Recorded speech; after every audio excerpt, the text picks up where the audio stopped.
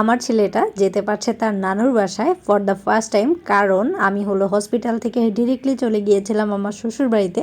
And 3 mass almost আমি আর আমার বাবার বাসায় যাইনি। এখন হচ্ছে বাবুটা একটু বড় হচ্ছে মাশাল্লাহ, তো এখন হলো চিন্তা করলাম যে ঘুরে আসি। আমি যে কি পরিমাণ এক্সাইটেড ছিলাম মানে যাওয়ার জন্য, কারণ আমি প্রায় লকডাউনের মতো একদম 3 মাস আমার ছেলেটাকে একা একা টেক কেয়ার করেছি। তাই আর ভালোই লাগছিল না বাসায় থাকতে, তো একদম ঈদ করতে চলে এসেছি এই বাসায়। আর অনেকগুলো মিষ্টি কিনেছি যেন সবাইকে দিতে পারি। আমার তো মন চাচ্ছিল একদম ইচ অ্যান্ড এভরিথিং সবাইকে যে যে মিষ্টি দিই।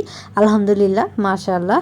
তো এই যে চলে এসেছি। আমার বড় বোনও কিন্তু অনেক বেশি এক্সাইটেড, কারণ আমার বোন কিন্তু এই পর্যন্ত আমার ছেলেকে দেখেনি, ও ফর দ্য ফার্স্ট টাইম এইবারই দেখবে। আর আমরা খুব সুন্দর করে এইভাবে জাস্ট একটা টোকেনের মতো লাগিয়ে দিয়েছিলাম মিষ্টির উপরে। আর ওই যে বলছিলাম না, আমার বোন একদম ফর দ্য ফার্স্ট টাইম দেখবে, আর ও এত বেশি এক্সাইটেড ছিল। অনেক সুন্দর করে আমার ছেলের জন্য একদম ওয়েলকাম বেবিটা ডেকোরেশন করে রেখেছি। আমি তো জাস্ট দেখে স্পিচলেস, কি বলবো। আলহামদুলিল্লাহ সবকিছুর জন্য আমার বাবার রাজার রাজ্যে আরো একজন কিন্তু আলহামদুলিল্লাহ মাশাআল্লাহ অ্যাড হয়ে গেল। তো সবাই একটু মন থেকে মাশাআল্লাহ বলবেন। আর আমরা সবাই খুব সুন্দর করে আমার বেবিটাকে ওয়েলকাম করছিলাম তার নানুর বাসায়। তো সবাই হলো সুন্দর করে বলছিল।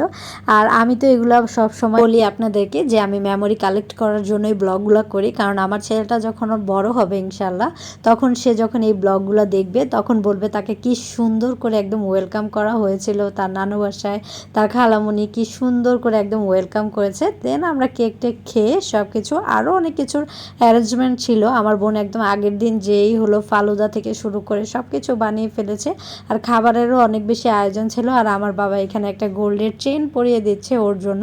মানে এগুলো হসপিটালে পরিয়ে দেওয়ারই কথা ছিল, বাট আল্লাহ আসলে হয়তোবা এইভাবে লিখেছে। আল্লাহর প্ল্যানই হচ্ছে সবচেয়ে বেস্ট একটা প্ল্যান, কারণ সে যেইভাবে লিখে রেখেছে আমি মনে করি এটাই অনেক বেশি উত্তম ছিল আর কি। এখন বেশি ভালো লাগছে বিষয়টা। আর আমার বোন একটা আংটি দিয়েছে ওকে, এই তো। আর এই যে এত কিছু আমার মা তাড়াতাড়ি করে সারাটা দিন ভরে রান্না করেছে। আর এই খাবারটা কিন্তু আমি প্রায় অনেক দিন ধরে মিস করছিলাম। তো আলহামদুলিল্লাহ সেটাও খেয়ে ফেললাম। এই বাসায় আসার সাথে সাথেই আমার মনে হচ্ছিল আমার ঈদ একদম স্টার্ট হয়ে গিয়েছে। এত মানুষ জমজমাট আর এত আনন্দ দেখে সবাই মন থেকে একবার মাশাআল্লাহ বলে দিবেন প্লিজ প্লিজ প্লিজ।